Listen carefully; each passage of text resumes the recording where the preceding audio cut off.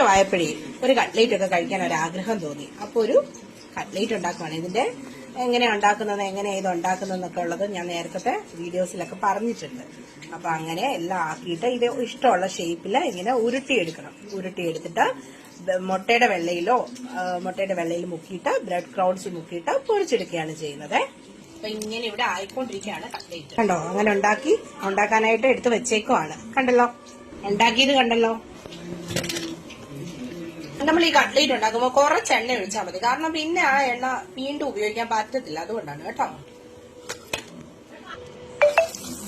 ചിക്കനൊക്കെ വില കുറവുള്ള സമയത്ത് ഇങ്ങനെയൊക്കെ മേടിച്ച് ഉണ്ടാക്കി എടുക്കുക. അല്ലാതെ കടയിൽ പോയി ഒരു കട്ട്ലേറ്റ് 25 രൂപ ഏതാണ്ട് കൊടുക്കണം.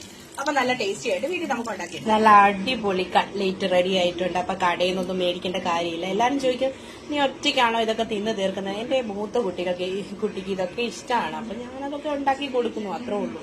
പിന്നെ ഞങ്ങൾ എല്ലാരും കഴിക്കുന്നു. പുറത്തുനിന്ന് മേടിച്ച് കഴിക്കുന്നത് നല്ലതല്ലേ, അതൊക്കെ ഉണ്ടാക്കി കഴിക്കുന്നത്. അപ്പൊ എല്ലാരും കട്ട്ലേറ്റ് കഴിച്ചോ കേട്ടോ.